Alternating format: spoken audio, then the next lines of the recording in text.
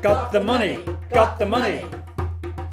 Got the money for Hinkley Point. Got the money for Trident subs. Got the money for Hellfire missiles. Got the money Typhoon aircraft. Got the money Chinook copters. Got the money Nimrod fighters. Got the money Brimstone bombs. Got the money RPGs. Got the money RAF tornadoes. Got the money Aircraft carriers. Got the money Got the money. Got the money.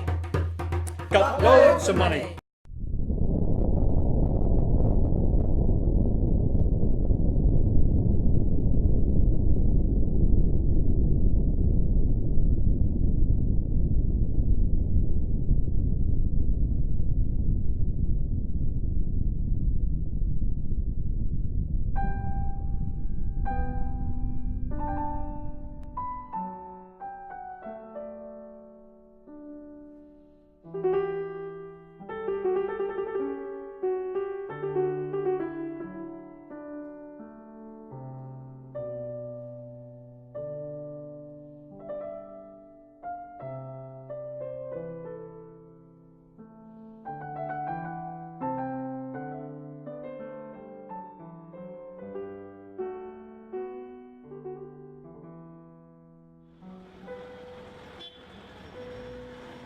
We're on strike today because this is a last resort. None of us want to be here, but the government refuses to negotiate on the contract. I'm afraid it is unsafe for patients and it's unfair for the doctors that are working here and across the country.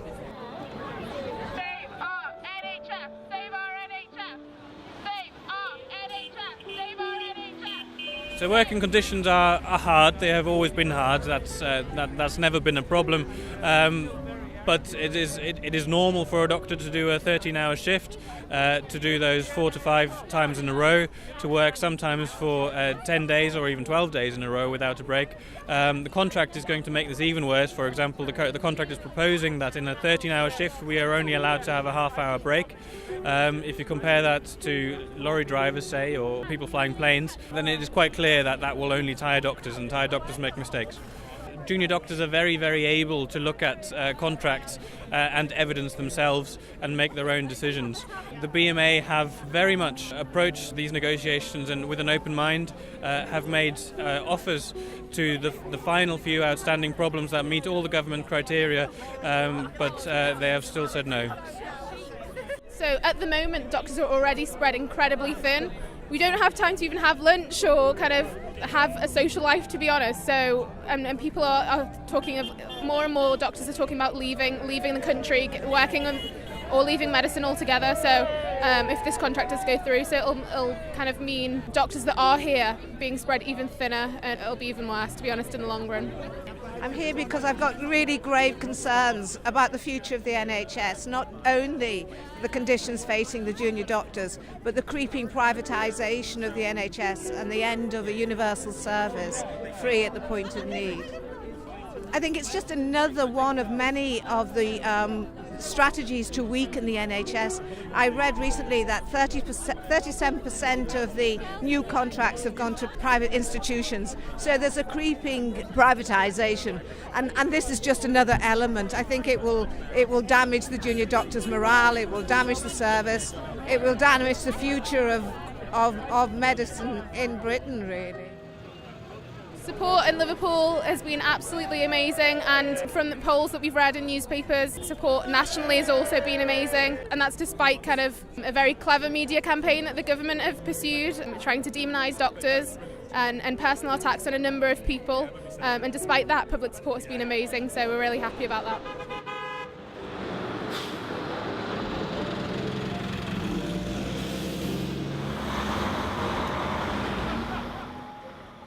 "92 years have passed since I was born in the barbarous year of 1923 in the coal mining community of Barnsley.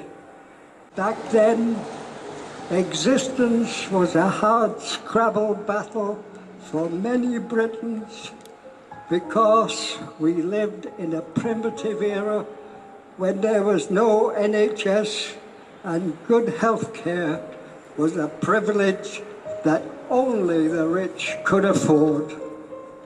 Since I learned too early in my days that life for those who can't access a doctor or medicine due to financial circumstances can be a brief and sad affair.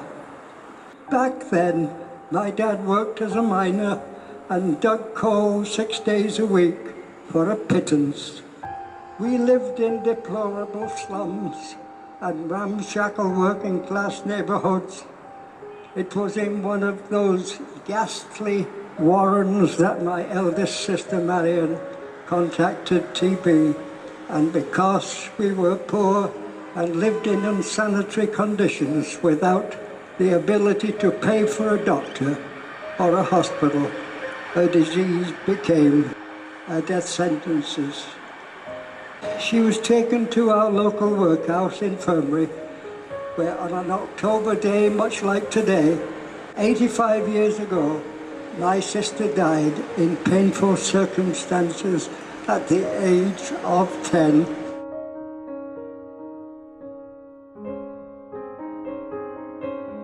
This new health service will be organised on a national scale as a public responsibility. The cost of the service will be met from rates, taxes and national insurance, and so everyone will pay for it. Thought there was a catch in it. And everyone will benefit from it. When you're ill, you won't have to pay for treatment.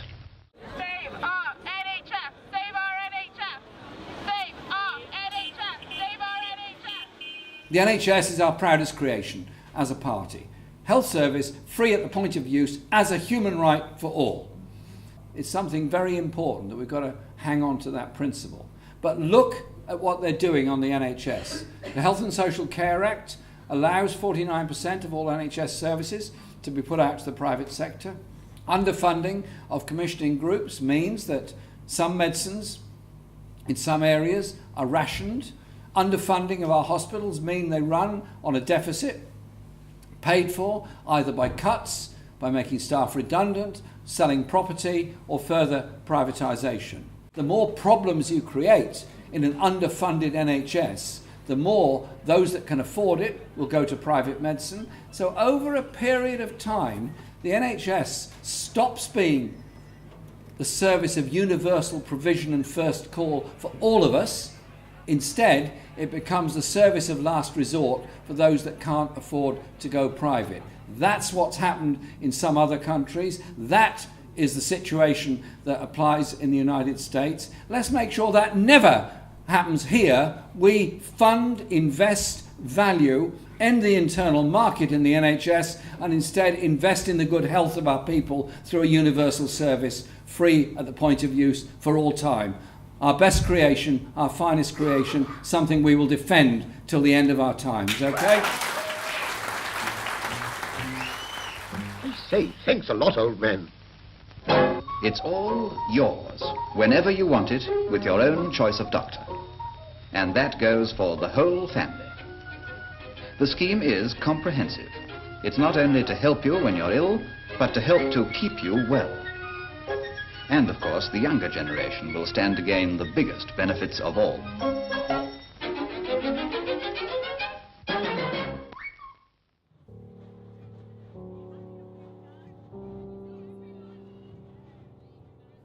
Assemble, 12 noon, Liverpool Women's Hospital. This is a healing place, a place of peace and birth, where the wounds of riot, flame, baton and shield closed on a rolling grassy mound, and the hopes of Liverpool rose again. For all our sisters, mothers, babies, daughters, we march for the Women's Hospital today. They say come back! We say fight back!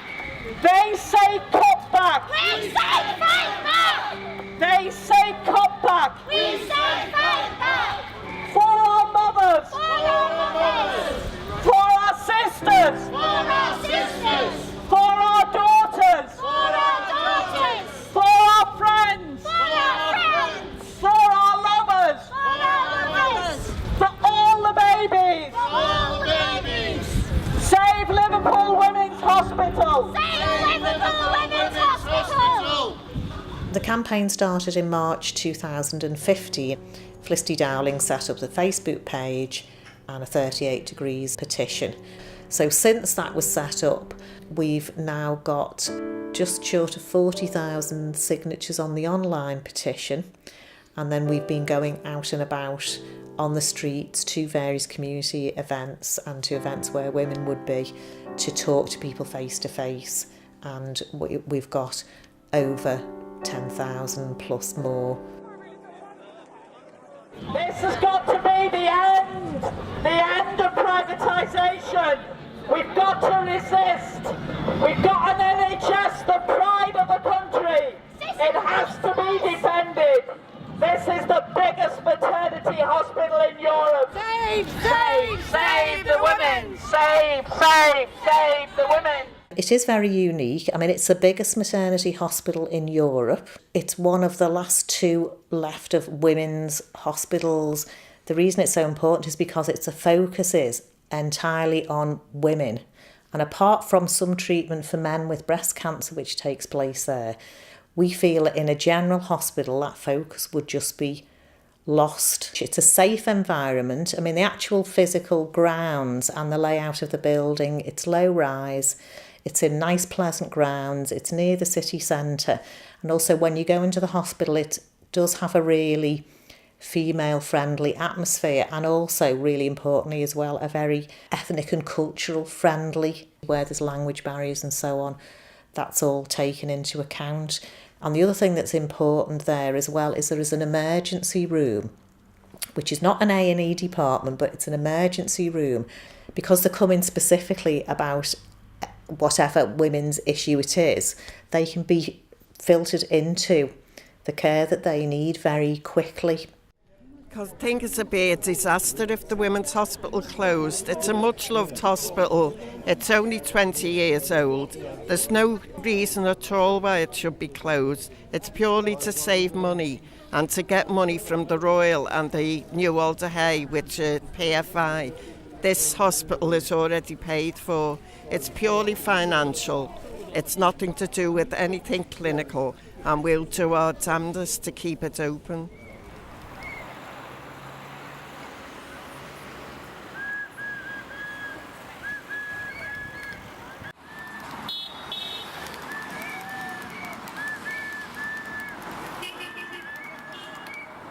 And one of the things that we have heard reported at the Women's Hospital Board meetings and other and directly from people using the hospital is what a great friendly place, and it has 90 plus patient satisfaction in the surveys that have to be run annually, and that is a really high percentage. The average in the NHS for satisfaction is about 70%, so they're obviously doing something right. So part of what we say is, well, if it's not broken, why try and fix it?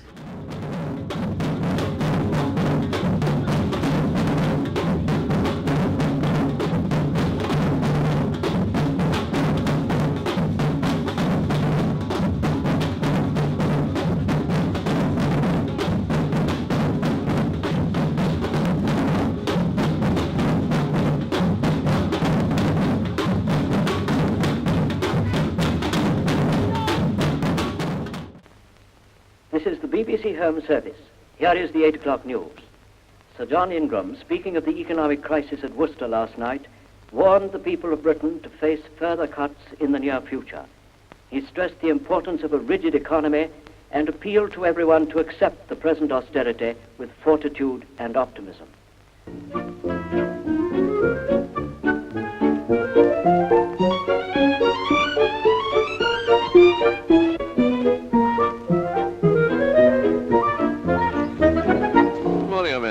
Situation. What do you think?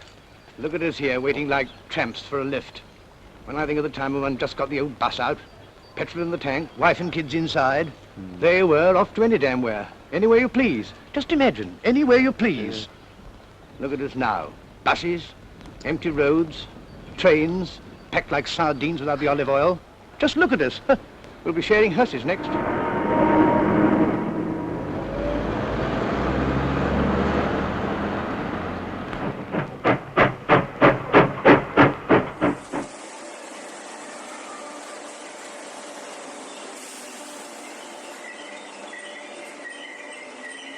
Well, basically what's happening is a dispute over the essential safety role of a guard. A guard is a person that evacuates a train. You may remember in September last year we had an incident at Watford. The train derailed, the driver was stuck in the cab, and that lady, the guard, she evacuated that train all on her own. She got all those passengers to safety, turned off the electricity, contacted the emergency services, marched all those passengers to a place of safety away from other trains. That's what the role of a guard is. And people have tried to trivialise this and say, well, a guard just sells tickets and opens doors. And it's not the case at all. But management are trying to take away the safety critical role of a guard. Not only has it got safety implications, it's also got travel implications for disabled people who can't always access trains if there's no one there. And more stations are being de-staffed. There's less and less people working on the stations. Now there's less and less people working on the trains. We've not got a guard guaranteed on the trains. I think it discriminates against disabled people, and that's what we're in dispute about.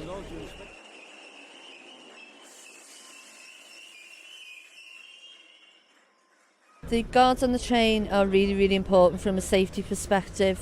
As a female in particular, I feel safer with somebody knowing that I've got someone to go to should anything happen.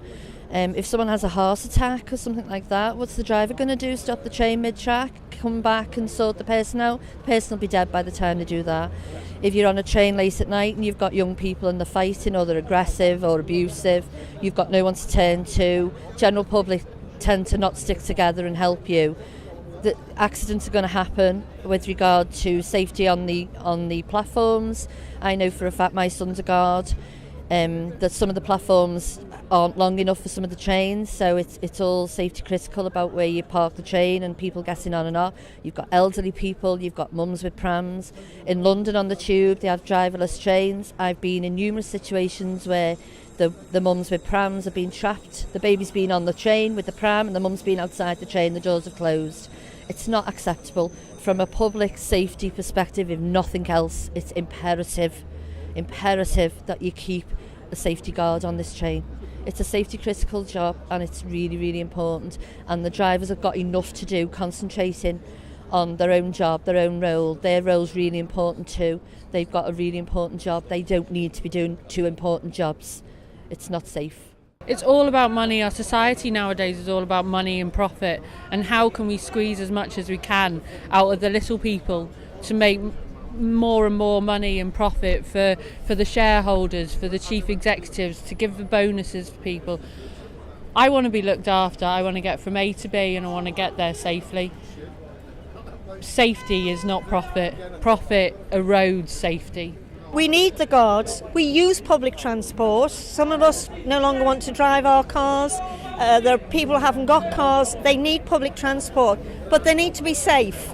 And if they are not safe, then they will stop using the transport system and become socially isolated.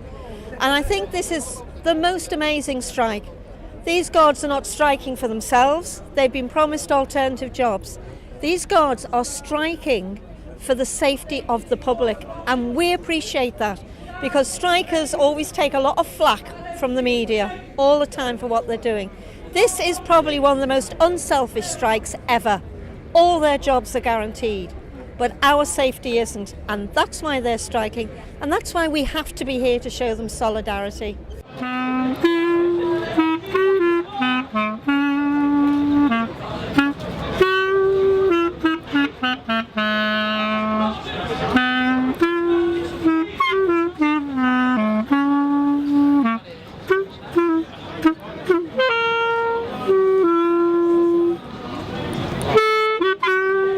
The holiday has come at last.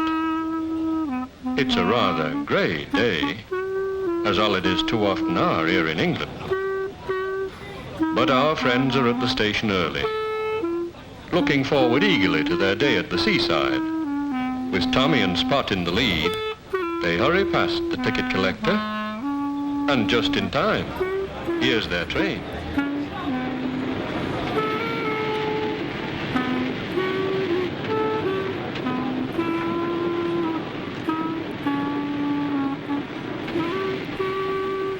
The guard opens the carriage door.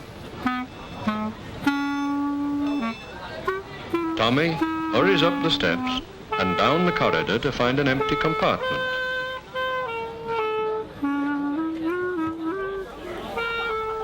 Frank and Tommy, bag seats nearest the window.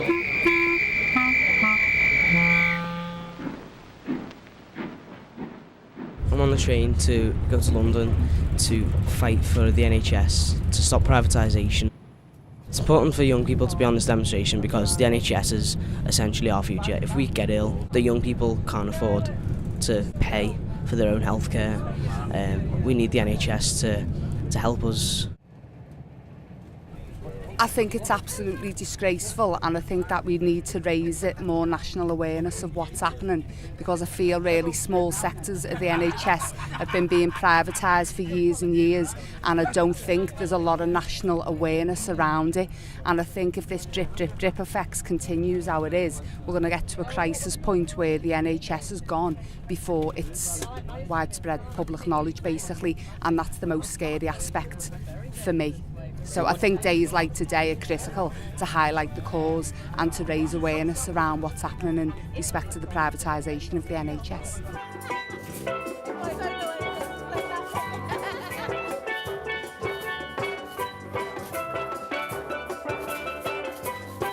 Well, you know that what's happening in the country to the National Health Service, where there's massive underfunding, and it doesn't matter how many times this government are told you cannot manage a service like this in the 21st century by persistently cutting funding.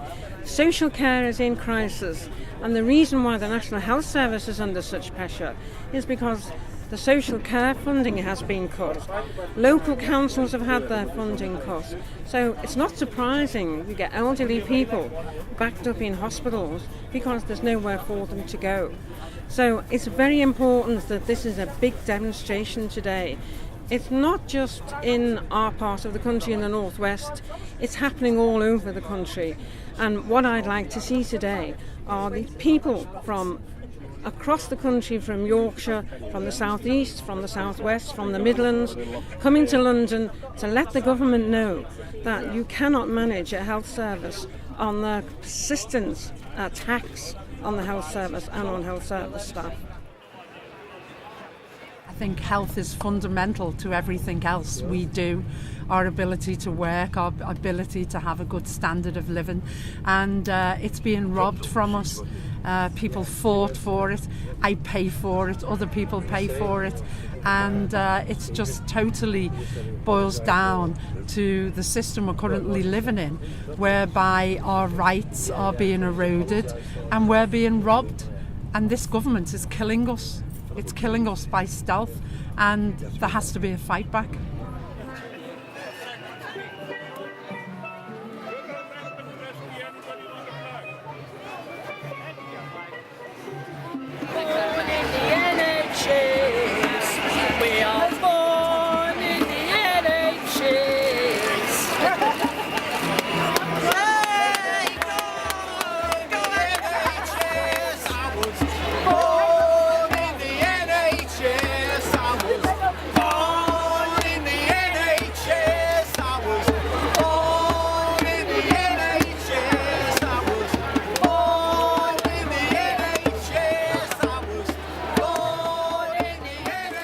The National Health Service is the most socialist thing and the most popular thing in the world. I mean, if you're ill and you go there, however rich or poor you are, you get treatment free. Now that is pure socialism and also democratically controlled by a government we elect.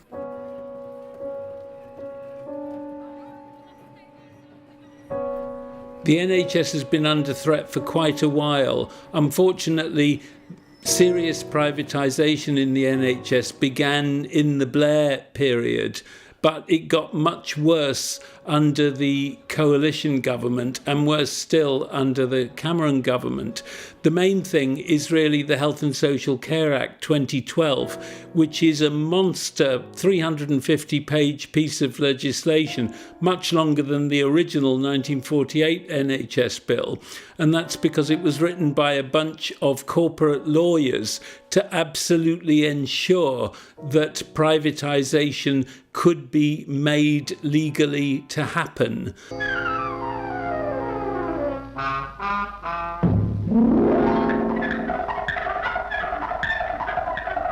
Everything that is happening in the NHS at the moment really follows on from that. They're now moving to a sort of what I call a planned privatisation phase. So something called the 5-year forward view, which has been introduced by Simon Stevens, the chief exec of NHS England, who was once Blair's health advisor in the number 10 policy unit. And I see it as a sort of Maoist cultural revolution. They're deliberately creating chaos in every part of the NHS so that people will see and say that the NHS is failing, and therefore that health insurance and co-payments and top-up fees will be seen as the only alternative, and we will move towards the US-style two-tier service, which has always been the Tories' intention.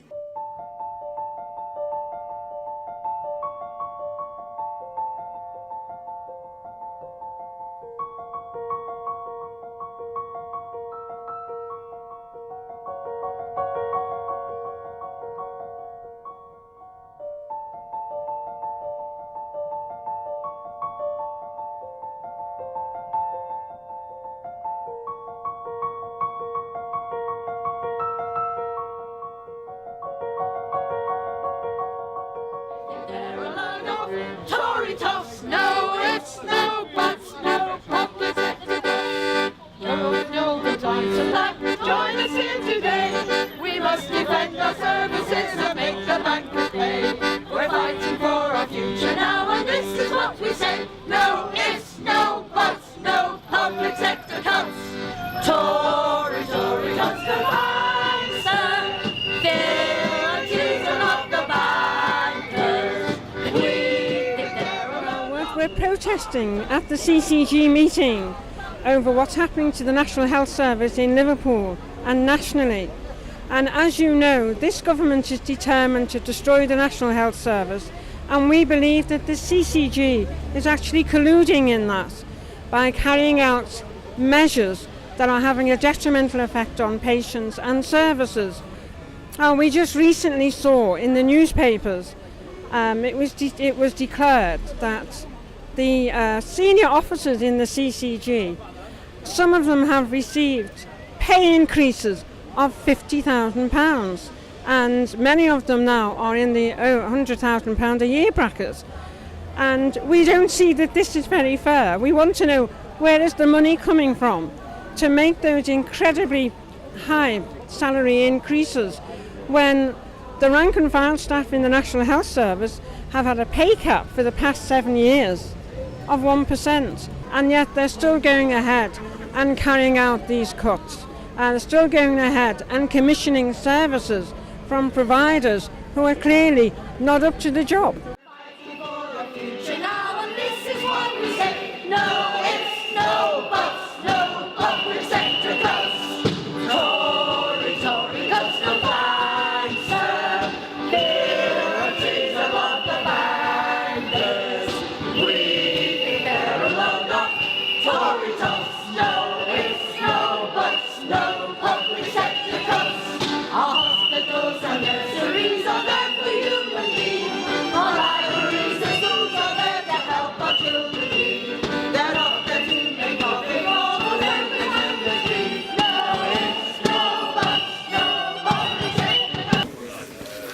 Good afternoon.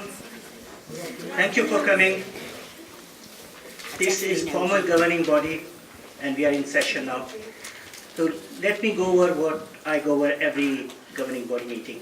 This is a meeting in public, not a public meeting. This is a private meeting. So we have a lot of work to do, and I would be grateful if we could continue with the work. At the end, we will answer questions which we can.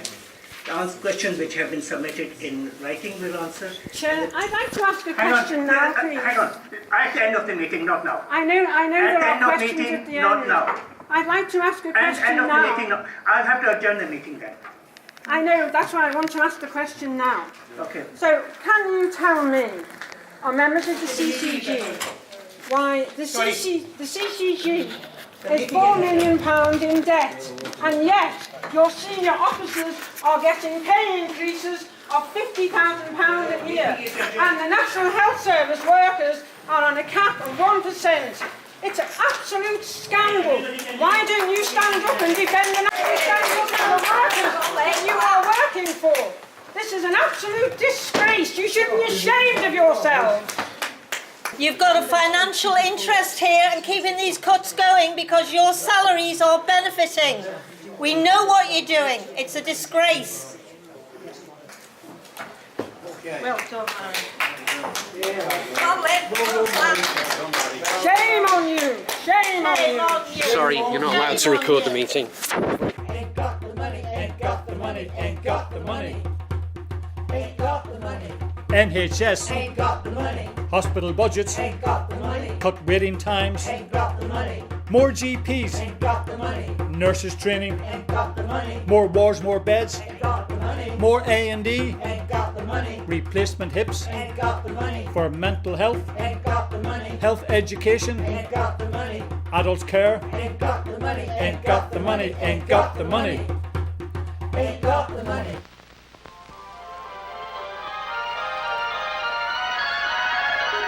You are about to know the thrill of seeing that which has never been seen before.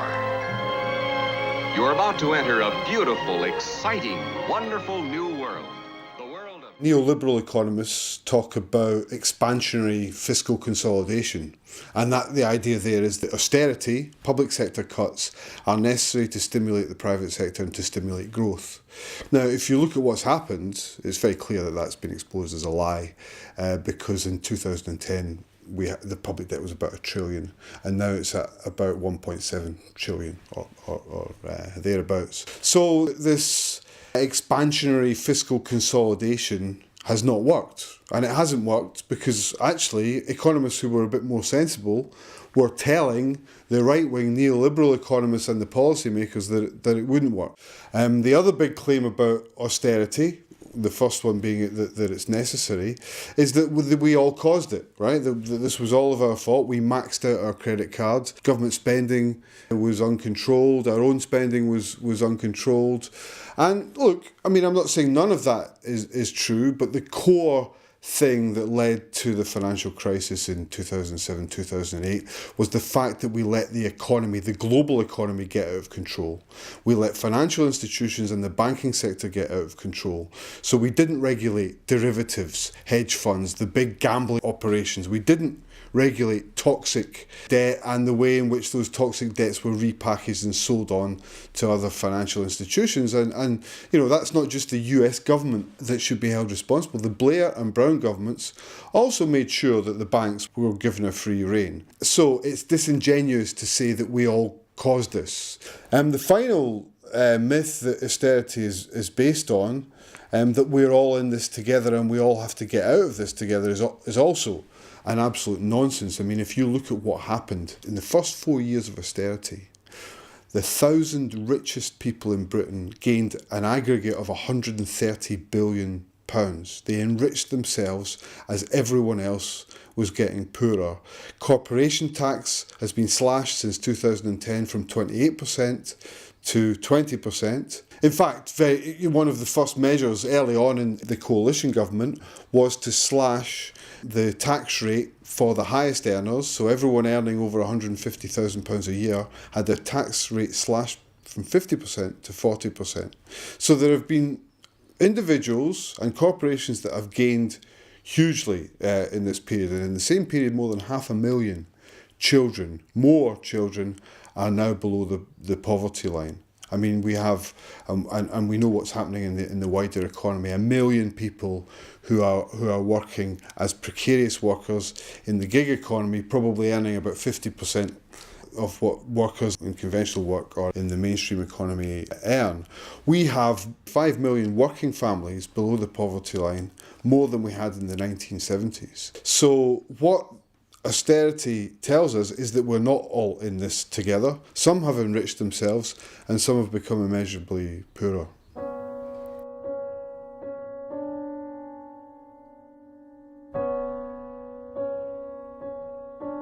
Now the level of poverty has developed to such an extent now where we're actually seeing the violent outcomes of austerity. So if we look at the Department of Work and Pensions and people who are in receipt of welfare benefits, a lot of those individuals, for example, have had their benefits cut since the austerity measures come into effect. And what's happening is that a lot of those people are actually simply left with no benefits at all, or they've been disqualified from their welfare benefits, or they've been sanctioned because they're not seen to be searching for work or looking for work in the proper terms and conditions that the state wants them to. Often what's happening is while people are sanctioned, they're not getting access to the proper medication. So there's cases where people have had insulin and not been able to keep their insulin refrigerated because they've not had any money to pay their electricity and died because they've not been able to take their insulin. There's also the suicide rates. There's now an official term called benefit-related suicide. We've never had such a term or such a type or classification of suicide before austerity came into effect.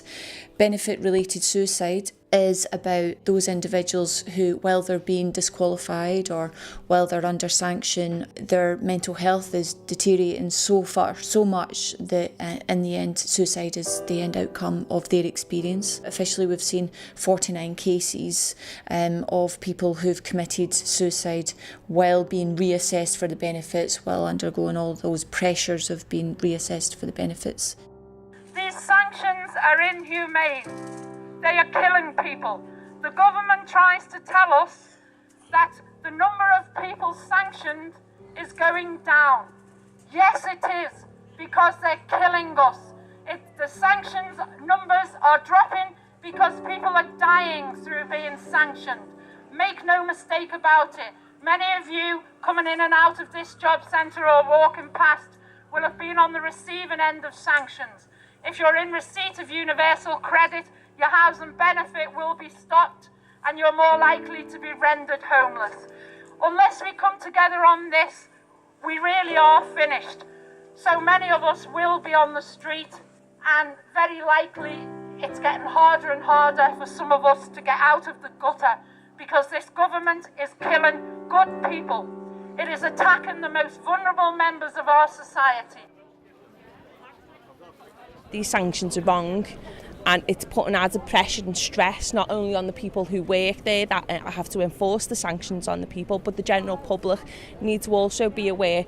Coming down here today to raise that awareness with the general public, not just for people who are on benefits, but people whose families are affected by it, and people who work who aren't aware of how serious the issues are within the job centres, and people being forced off benefits who can't survive, going regularly to food banks.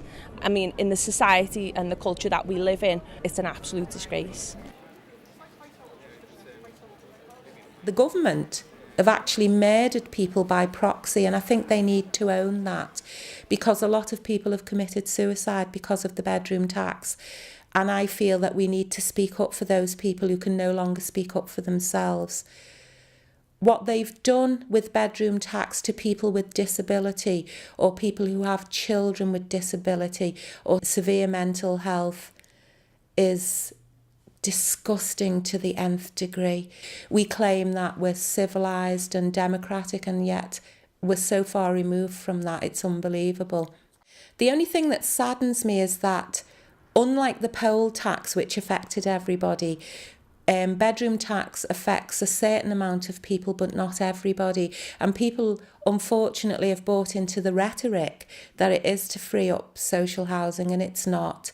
The government will happily pay thousands of pounds per week for hovels, which they refer to as bed and breakfast, for people to live in, overrun by rats, sleeping in one room, parents and all their children.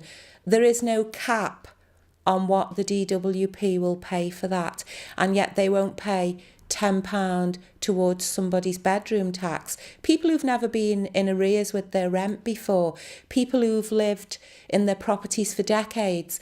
And a year after the bedroom tax came out, in the first year, there was a loophole in the law which meant that people who'd lived in their properties before 95, if my memory serves me well, were exempt, but they quickly closed the loophole. They can't close the loophole for tax evaders stroke avoiders. They find it so difficult. But the loophole for bedroom tax was closed in an instant. So the people who fit that criteria, their first year of bedroom tax was paid by the DWP, so they weren't in arrears. But then they immediately fell into that again and started to go into arrears. They also removed all the funding from welfare rights, cut the funding to citizens' advice bureaus. So if you were struggling and you needed help and support to fill in forms or for representation, that's no longer available now because all the funding's gone. And a lot of the people in welfare rights lost their jobs and had to go and search for new jobs. It's just another way of throwing people into the gutter face down and stomping all over them. So then you begin asking yourself the right question, and the right question is not why the poor poor, but why the rich rich. And if you ask that question, you realise they're rich because they're living off the backs of the poor.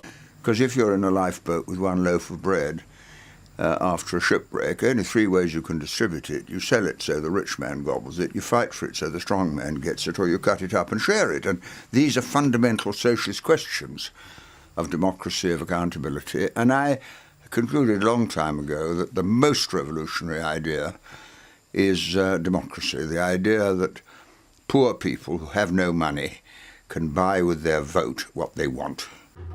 Ain't got the money. Bail out banks. Got the money. For Ethos Capita. Got the money. For Goldman Sachs. Got the money. For Hewlett Packard. Got the money. For Serco. Got the money. For RBS. Got the money. For PPI. Got the money. KPMG. Got the money. Bankers bonus. Got the money. Got the money. Got the money. Got loads of money.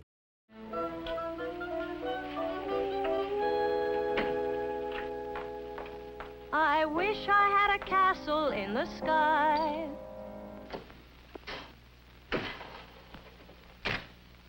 Away up high where bluebirds like to fly. A cozy little castle with 100 rooms or more. Oh dear. Someday. With stars for windows, clouds for rugs, a rainbow for a door. I wish. Profiteering is what it's called. Profiteering from a housing crisis that is made at number 10 Downing Street. It's an absolute disgrace that we're in this situation, but it's also fantastic to hear that people are fighting back. There is a huge industry out there, a global industry now, that sees housing, shelter, a home, as most people I think of it, as nothing more than a commodity, as something to be bought and sold and to make money from.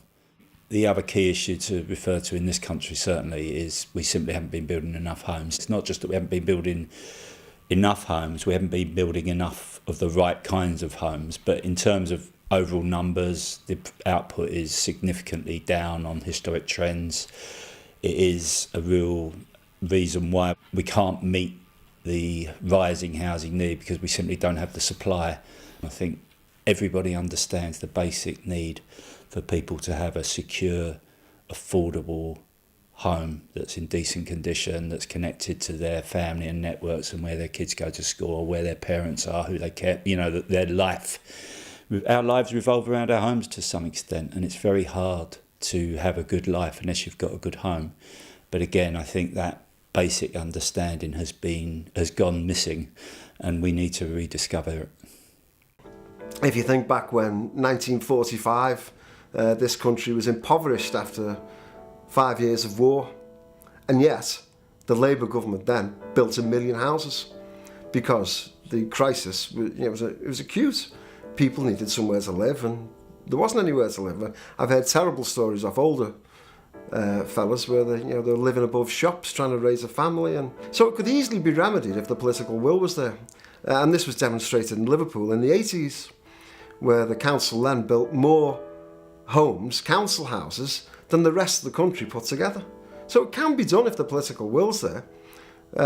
It's self-funding. I mean, the argument was then that they'd broken the city financially. Well, if you think back, 25 years, an average rent of £50 a week, times 6,000 houses, I think you'd find they actually made a profit. So it's a matter of ideology. People at the top tend to think that if you're working class, then you can live in a hovel. But the way I think, and the way lots of us think, is if you put people in a hovel, then probably you're not going to get a decent human being at the end of it. Or the chances are a lot of those people are going to fall by the wayside. If you give somebody a decent home to grow up in, warm, maybe a garden, nice environment, and some opportunities in life, then they're probably going to be more successful and better members of society. Between 77 and 83, 100,000 jobs had been lost within the Merseyside area. 65% of the Liverpool economy had collapsed. The number of factories that closed, it was like the death knell of British capitalism. Standards went, Tate's went, half the docks went, shipbuilding and ship repair all but disappeared. The big biscuit companies cut back. English Electric pulled out. In Grierson, we saw the closure of the bobbin works. We won a majority in '83, where for the first time for a number of years, Labour had a working majority inside the City Council. We opposed the building of any more of these blocks, tower blocks, and we voted for a programme of housing with gardens to dismantle, to demolish some of the worst housing in Western Europe, to develop the areas environmentally, to set up an urban development programme which was a holistic approach to 17 areas in the city, not just on the question of housing, but on environment and developing pleasant living areas. We also, in that programme, there was total opposition to any further cuts, because Michael Heseltine, who Joe Anderson gave the freedom of the city to, he had slashed between 79 and 83 £100 million from Liverpool's budget. So part of our programme was to campaign to get that money back. And that we proceeded to do. And we were the only council who actually succeeded in extracting funding from the Tory government, which amounted to the equivalent of 60 million quid, which allowed us to carry out our house building programme.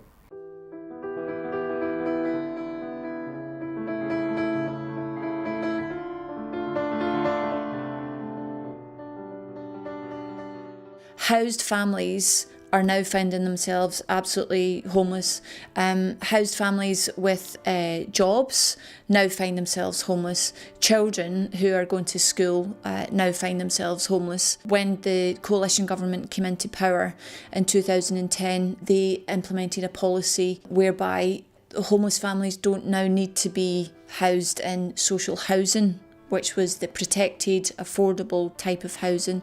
Homeless families can now be sent to the private rented sector, which is unaffordable, especially if you're living in southeast and even southwest of England. So what that means is that because of the issues in competitiveness for social housing and the lack of investment in social housing, the government moved all of those vulnerable families out of social housing, disqualified them from their rights to access social housing, especially the urgent vulnerable families, and just sort of threw them into the private rented sector, which is unregulated. Quality of accommodation isn't always as good as social housing. So even the prospects and support mechanisms for homeless families in our country, it's really, really worrying. There is no form of regulated housing accommodation for people who are homeless.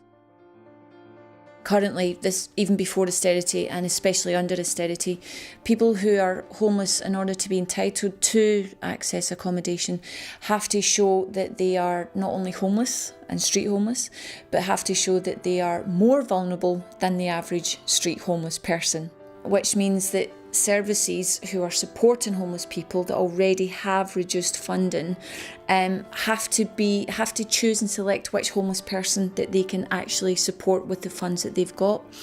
So it's essentially forcing some homeless people out of their support and only accepting the absolute vulnerable and the absolute it's individuals who are in need of accommodation.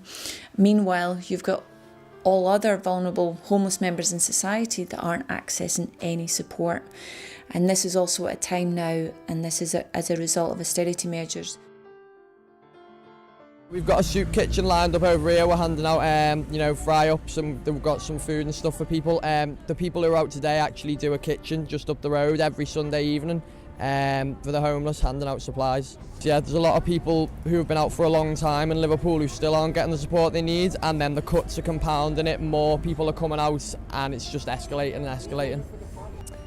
They're making it more difficult, in particular, for people to access mental health treatment, adequate substance abuse treatment. They're making it harder to access the shelters. There's a new bill coming in, homeless reduction bill, which is supposed to get more people off the streets, but the funding hasn't been put in place for it, so I really don't think that it will have much of an impact.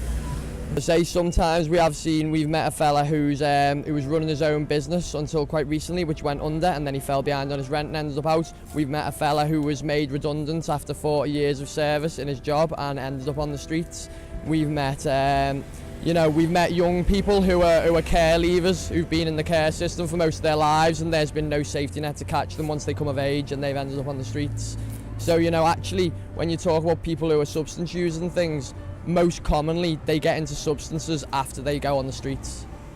People tend to think it's the other way around, but it's not the reality.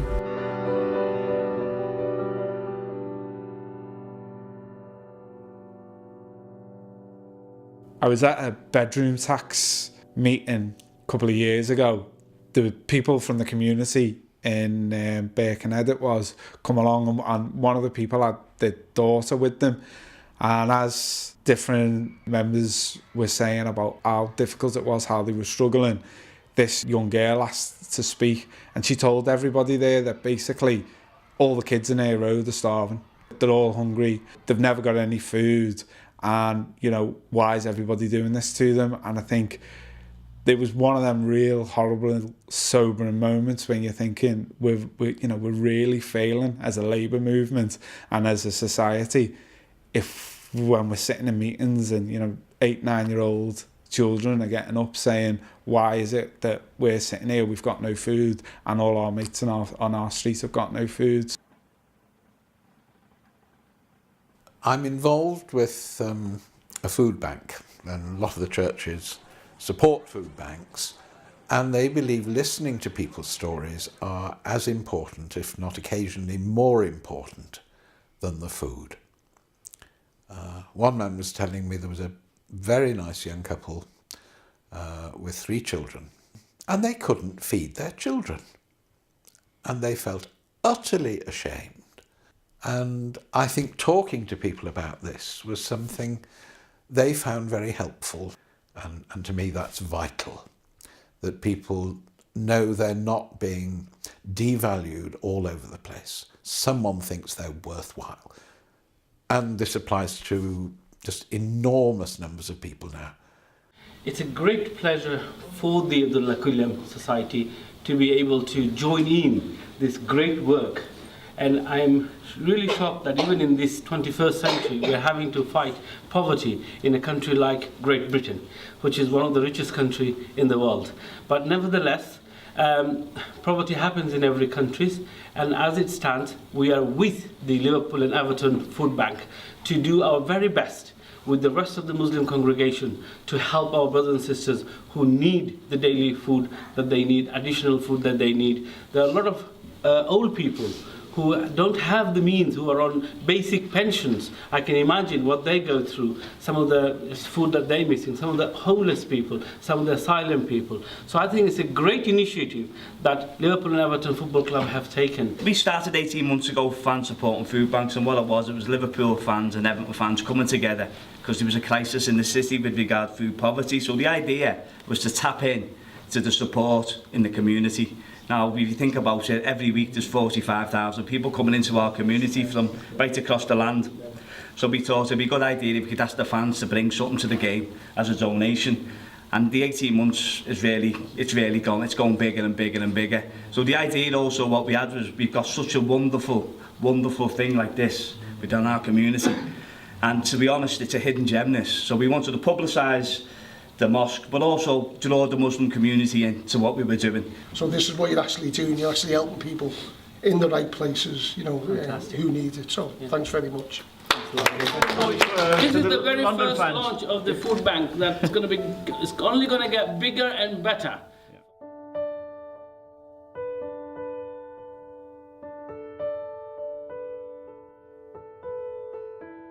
We Shall Overcome is a group of people nationwide. There were 123 towns and cities got involved last year, and we all have the same aim: to help people suffering from the policies of austerity. In 2015, when the Conservatives won outright, everyone was really sad about it, everyone I knew. Joe Solo in Scarborough, Steve Goodall in Widnes. They were having a debate on Facebook. What could they do? There are going to be more and more people struggling with this austerity. They decided to put an event on, a gig, they're musicians, to raise money for the homeless. And they put it out on Facebook. Who wants to join us?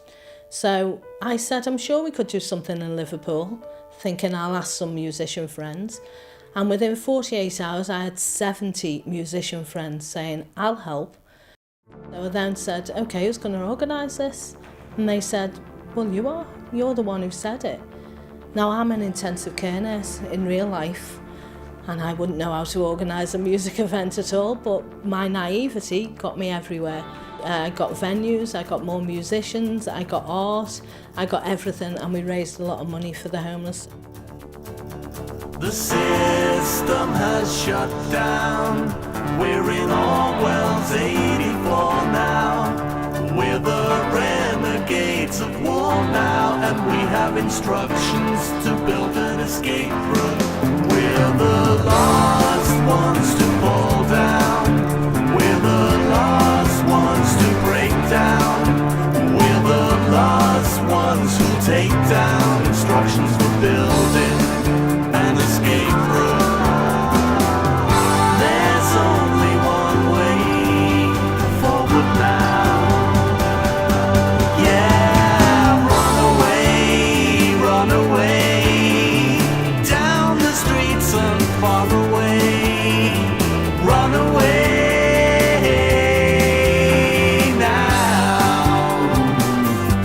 Yeah, they all own our DNA. We're all pawns in the power play. Run away now. We're at war. We're at war. If we stayed on the front line, we'd be dead in a short time. We're all guilty of thought crime. Instructions for building an escape room. This is the only chance we're gonna get. Yeah, run away, down the streets and far away. Run away now. Yeah, we're not in control anymore. We're just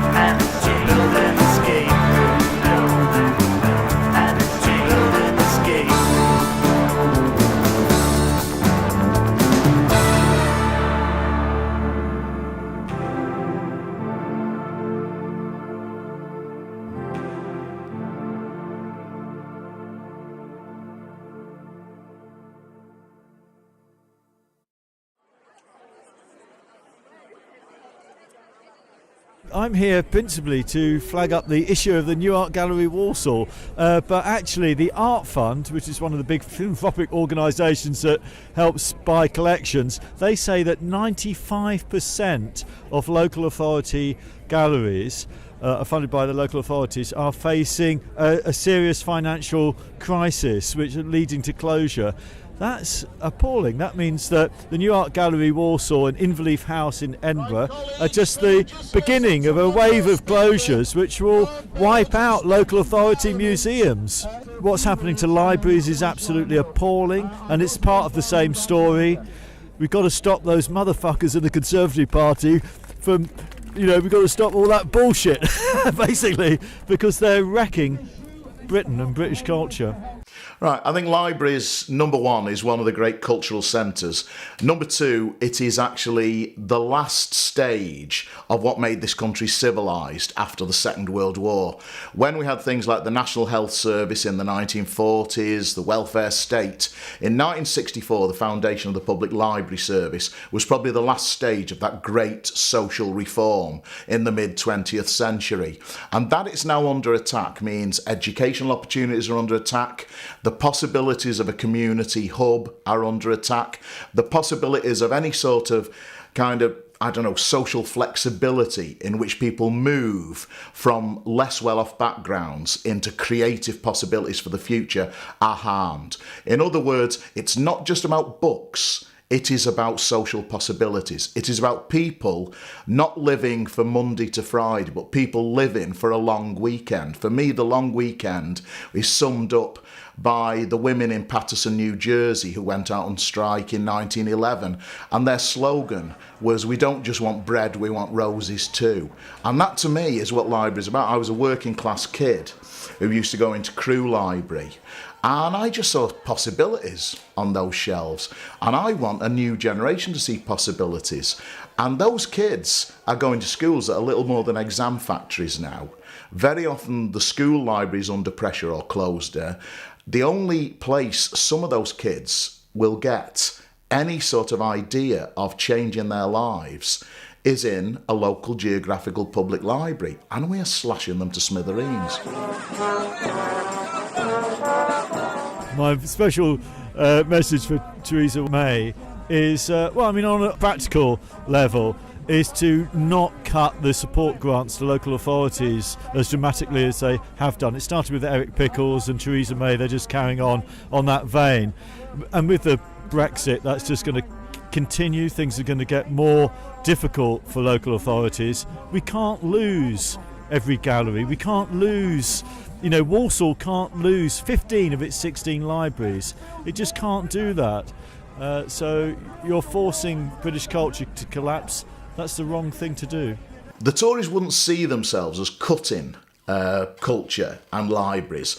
Most of them are actually very cultured people, and I think that is the point. They have access naturally through their own lives to culture. Most of them will have houses that are stuffed with books and records. Their kids can go into internships or get the bank of mum and dad to pay for them to go into the arts, culture, business.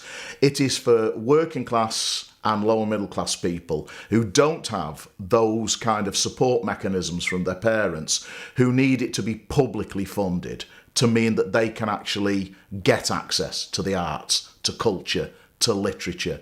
And increasingly, that is being undermined. The social mobility, I think, will stutter and go into reverse over the next few years. And that is where libraries fit in. That is where various promotions of film and music in communities come in. The working class and lower middle class kids whose parents have got no disposable income to launch them into those careers, they will be discriminated against because the people who come from much better socioeconomic backgrounds, they have already got those positions. They're pulling up the ladder, they're closing the doors.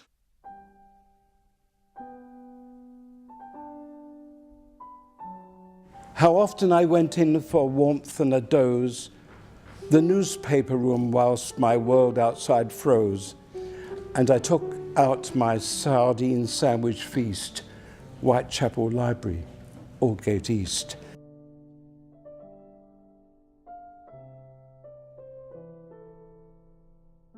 And the tramps and the madmen and the chattering crone, the smell of their farts could turn you to stone. That anywhere was better than home. The joy to escape from family and war. But how can you have dreams? You'll end up on the floor. Be like your brothers. What else is life for? You're lost and you're drifting. Settle down, get a job, meet a nice Jewish girl, work hard, earn a few bob, get married, have kids, a nice home on the never, and save for the future and days of rough weather. Come back down to earth. There's nothing more. I nodded, I listened like I knew the score, and early next morning I crept out the door. I was finally irrevocably done with the scene, the trap of my world in Stepney Green, with nowhere to go and nothing to dream. A lover in love with words but so lost. I wandered the streets, not counting the cost. I emerged out of childhood with nowhere to hide, when a door called my name and pulled me inside. And being so hungry, I fell on the feast, Whitechapel Library, Aldgate East. And my brain explodes when I suddenly find an orchard within for the heart and the mind. The past was a mirage I'd left far behind. And I'm a locust and I'm at a feast, Whitechapel Library, Aldgate East. And Rosenberg also came to get out of the cold, to write poems of fire, but he never grew old. And here I met Chekhov, Tolstoy, Meyerhold. I entered their worlds, their dark visions of gold. The reference library where my thoughts were to rage. I ate book after book and page after page. I scoffed poetry for breakfast, novels for tea, and plays for my supper. No more poverty. Welcome, young poet, in here you are free to follow your star to where you should be. That door of the library was the door into me. And Lorca and Shelley said, come to the feast, Whitechapel Library, Aldgate East.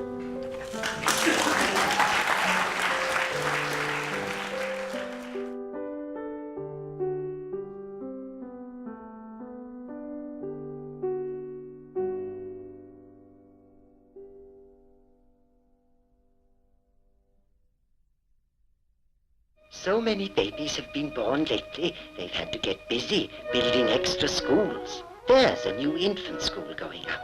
You'll go there when you're 5. And when you're even bigger, when you're 7, you'll go to this school.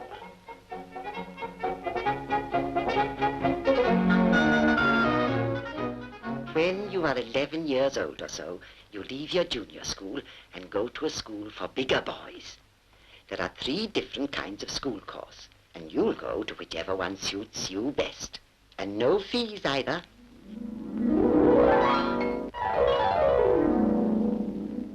Here are some. I was one of the lucky ones. I went to college when I was 18, 1969, and I was one of the early beneficiaries of free higher education.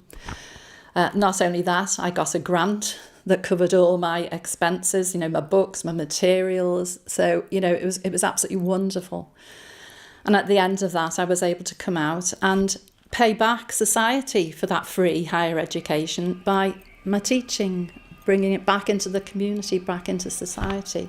And it was one generation giving to the next, really, because once you got into work, you funded through your national insurance contributions, you funded the higher education for the next generation.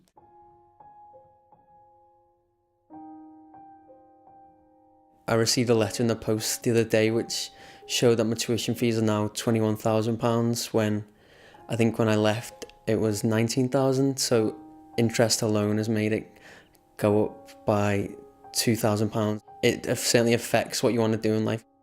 I'd like to go back to university and maybe do a master's, but the prospect of me doing that and doubling my tuition fees once again, it makes me probably take a safer option and get a job that maybe something I don't necessarily want to do, but it pays the bills. And like Noam Chomsky said, someone who's been to law school and done all the qualifications they need to be like a top lawyer, your choices either go follow your passion and maybe follow human rights where you're not paid very well at all, or go to a law firm which is where you're working with corporations to help them avoid tax and fight law cases for them where against employers and things like that. It's not a nice situation for my generation to be in, I think. Went to Aberystwyth University, did politics, got a 2-1. After that, I struggled to find a job, so I worked for the Home Office, and like again, that was a temporary contract. And as an agency worker, you couldn't really say, you didn't have many rights as an agency worker. I was an intern with the Cabinet Office, and that year there I thought gave me a good experience to try and to get a job afterwards. And once that year was finished, the cost of living in London became too high, so I thought I should try and move back home where it's cheaper to live. I've worked quite a few 0-hour contracts now, mainly in the services industry. I remember one particular job I had, I was working from about 9 o'clock in the morning till 5 o'clock in the morning again, 5 a.m. And I think throughout that whole time I didn't get a sit down. I didn't really get a break whatsoever. And I was on, I think I would have been 19, so I was on less than £5 an hour in a hotel that was serving, the cheapest pint was £5. So I was essentially worth less than a pint of beer. The bartender plays an all-important part in keeping things going. It is in this department that people are apt to be most particular. As many as 2.5... I'm a single mother. I've got 2 adult children and a young child. So I've got a 23-year-old daughter who's been to university. So she's now saddled with student debt before her life even started. My 21-year-old son has done an apprenticeship where he was promised a job at the end of the apprenticeship. Given the worst shifts in work that nobody else wanted, he even worked Christmas Day for £3 an hour. And then come the end of the apprenticeship, the hours weren't there for him to be offered those hours. And then the following week, there was another apprentice in the place that he would have had and being paid for. So he then went along to another scheme where he was told if he worked for 12 weeks, he'd be guaranteed a job at the end of it. Week 7, he got up at 4 o'clock in the morning on the Monday to go to work for 6 o'clock to be told, go home, there's no work. He's done the same again on the Tuesday. On the Wednesday, he went in at 6 o'clock to be told, leave your stuff, the job's finished, it's over. But according to government statistics, he was employed. So if he's not working and he's not getting paid, to me, he's not employed.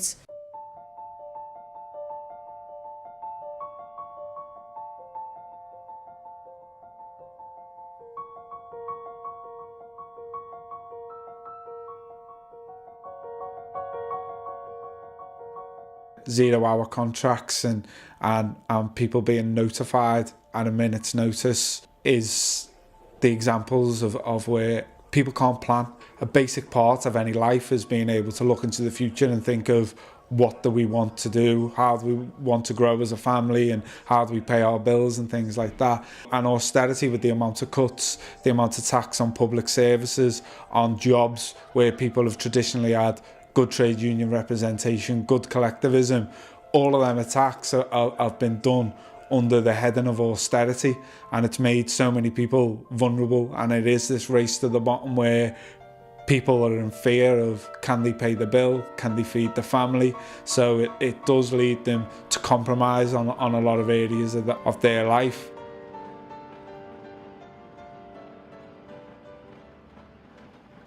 Got the money, got the money.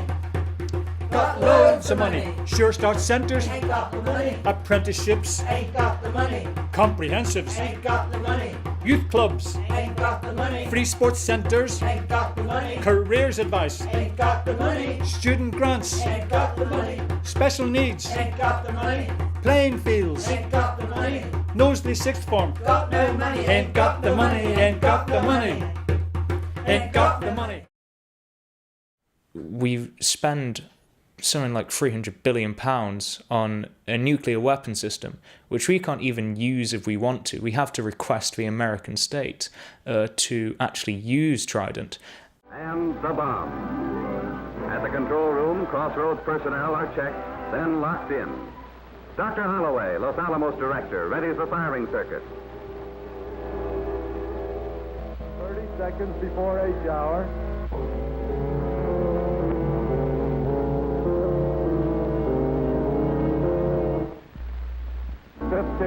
Cameras are ready aboard ship and in the sky. 2, 1, fire.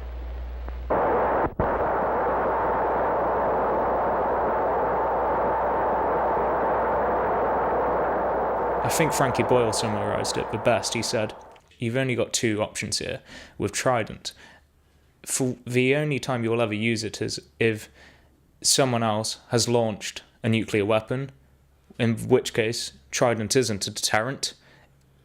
And the second option is you are launching it yourself, in which case you are a criminal. And you can't, it's just not justifiable. If you're willing to kill innocent people, you're not a prime minister who's caring, you're a psychopath.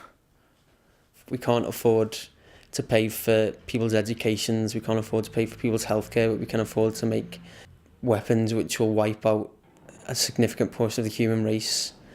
And I think it says a lot about capitalism and the human mentality. There needs to be a radical shift in the way people think and the way society is structured if we want to experience any real progress as a human race. We need to stop building mutually assured destructive weapons, because there's no future in that at all.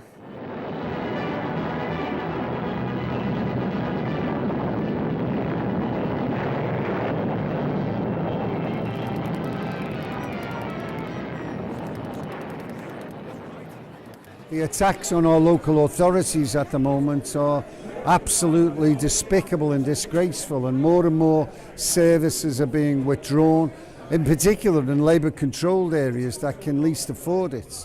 And of course the National Health Service, austerity, continuing to attack our members everywhere, not only the members who physically work in the National Health Service. Unite has over 100,000 members who work in the service, but all of our members, of course, use that service, and it's being attacked unmercifully.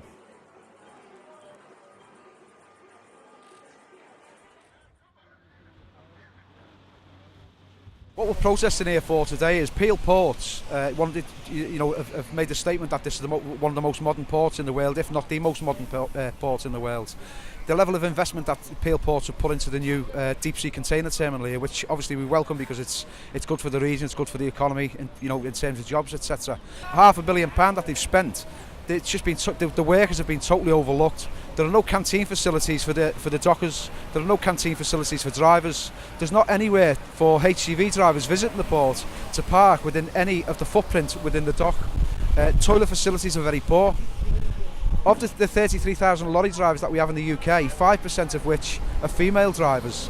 And those drivers have got no toilet facilities. The toilet facilities that are on the port, it's a very small porter cabin, which is very inadequate, for the drivers. Female drivers have to use the same facility as the male drivers, and that is just not acceptable.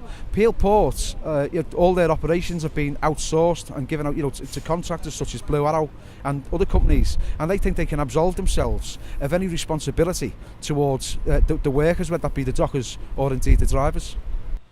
I wrote to David Hook, the director of Peel Ports, back in 2014, and myself and a number of our delegates attended that meeting. There was no commitment at all from David Hook. What he actually said, and I quote, "We want the vehicles in and out in as least time as possible," which is great for the operation.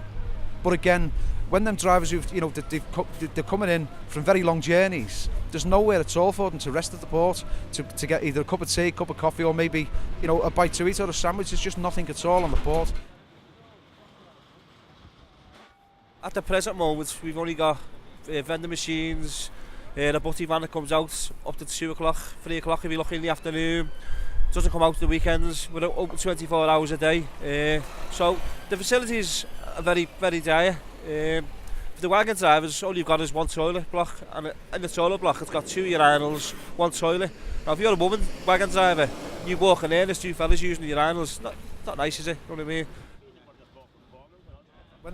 When we have adverse weather conditions and obviously the cranes go down, the drivers are turned around from this island here where we are and sent back about 1.5 miles to the Strand Road gate. Whilst the vehicles are parked there, I mean, you could use your own imagination as to what the drivers have to do. There are no toilet facilities. The drivers are forced to use the side of the vehicles as a toilet area, and it's just not acceptable, you know, for a so-called modern day port.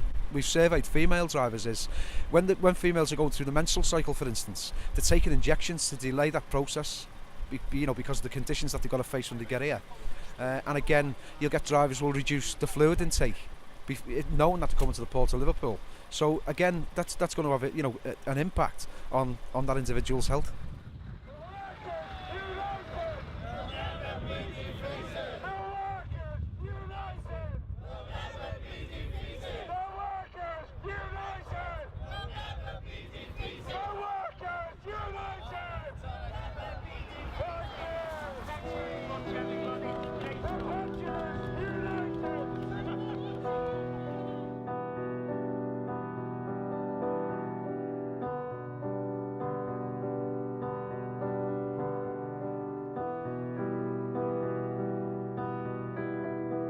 Since 2010, 10,000 firefighter jobs gone, record number of fire stations closed, fire engines axed. It's also attacking our members' terms and conditions, so they've had a pay freeze, they've had their pensions attacked, they're having their shifts and working arrangements attacked. It is really a torrent of attack against them. That means for the public, for example, it means that we're getting to fires and other emergencies slower than we were 20 years ago. Now there are fewer fires, so it's complicated about the impact of that, but in the past year there's been an increase in fire deaths. In our view, it's compromising our members' safety. It's also attacking our members' terms and conditions, so they've had a pay freeze, they've had their pensions attacked, they're having their shifts and working arrangements attacked. It is really a torrent of attack against them.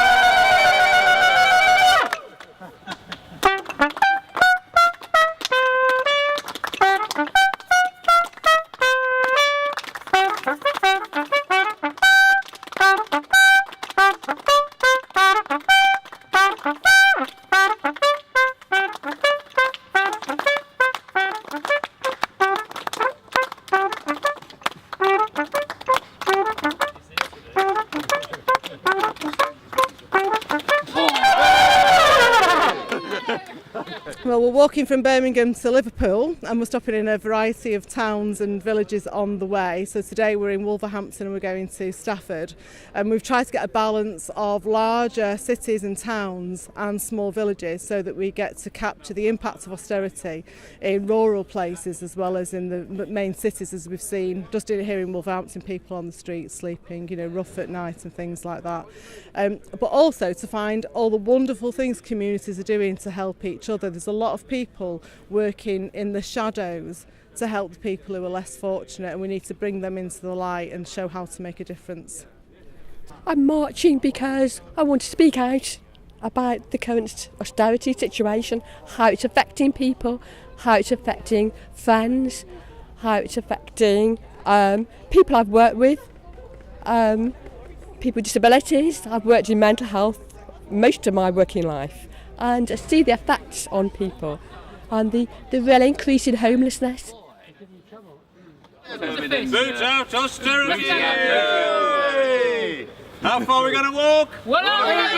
From Birmingham to Liverpool in 2017, we'll march for the rights of those who cannot fight. Boot out austerity. From Birmingham to Liverpool in 2017, We'll march for the rights of those that cannot fight food out austerity. From Birmingham to Liverpool in 2017, we'll march for the rights of those who cannot fight food out austerity. From Birmingham to Liverpool in 2017, we'll march for the rights of those who cannot fight food out austerity. From Birmingham to Liverpool in 2017, we'll march for the rights of those who cannot fight food out austerity.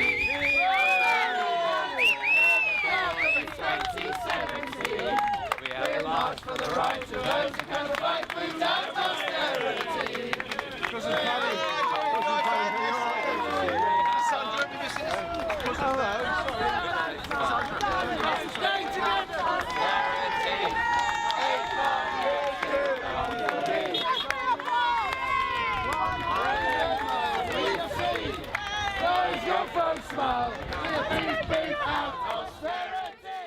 So I'm Grierson from the British Association of Social Workers. As you know, we've just walked, as you know, 104.7 miles from Birmingham to call for the end to austerity. So we wanted to highlight the impact that austerity measures have had because it needs highlighting.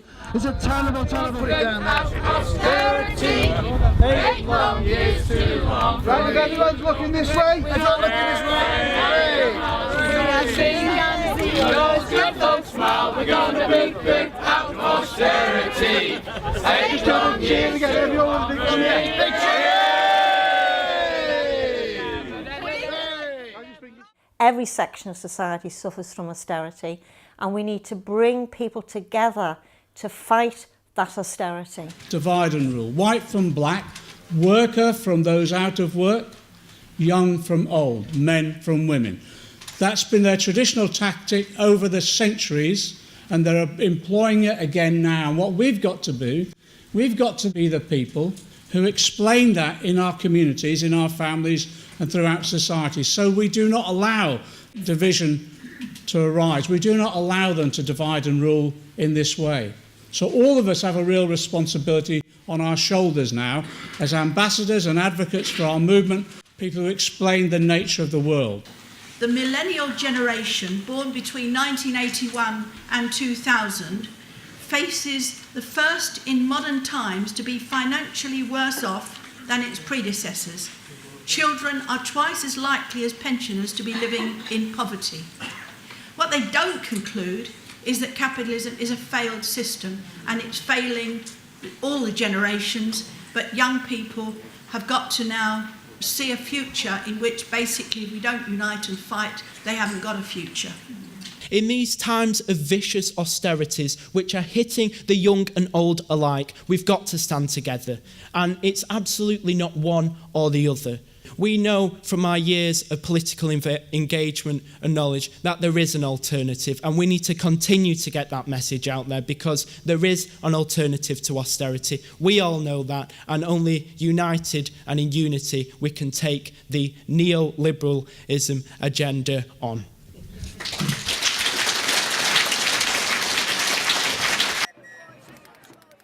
The Merseyside pensioners are actually a living memory and an active, if you like, memory of socialism in our city.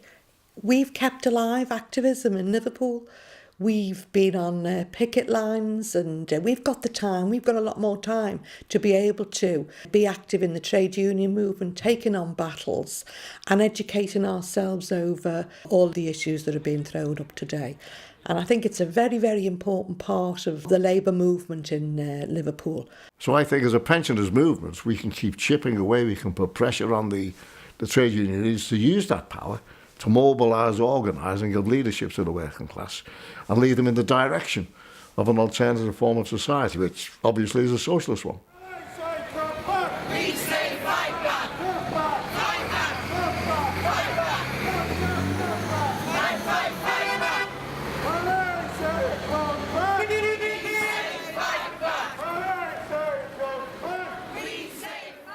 Pessimism is a prison into which you put yourself. Hopeless. I watched Big Brother and quit. Optimism is a fuel that makes you want to join in. And that's why that phrase, another world is possible, is so important. It raised people's hopes. And in every generation, in every country, there have been two flames burning. The flame of anger against injustice and the flame of hope. You could build a better world. But I must add to that, every generation has to fight the same battles again and again. There is no railway station called socialism, and if only you could get Bob Crow to drive you there, you'd get there. It's an illusion. Not that he says that, but you have to go on and on and on and on. And that's why history is so important, because it tells you where it went wrong. But when I think of the gains in my lifetime, in so many areas, I do believe that. And that's why what I do now is I campaign on the issues around. All these people I support, I give them backing, and then when it comes to polling day, you pick the best way forward. And I've been in maybe the Labour Party 66 years, and I think it's the instrument that could be made, again, the proper focus for all this. But mainly people want support. They want encouragement. I think the establishment control us very simply. They keep us frightened. They keep you divided, men, women, black, white, Muslim, Christian, Jew. They keep you demoralised. That's what the 11 plus is about. You say to a child of 11, you have failed, and you'll have much less likely to have trouble from him later, and you make people cynical. Oh, they're all the same, there's no difference. And that's why the essential message of the Labour movement, be united and confident and active, agitate, educate, organise. I mean, all these old ideas coming back, and they're very, very relevant and helpful to me. But the main job is to encourage people. And when I die, I'd be happy to have on my gravestone, Tony Benn, he encouraged us. That would be all I would need to justify what I've tried to do, because I've benefited from encouragement, and I think other people do as well.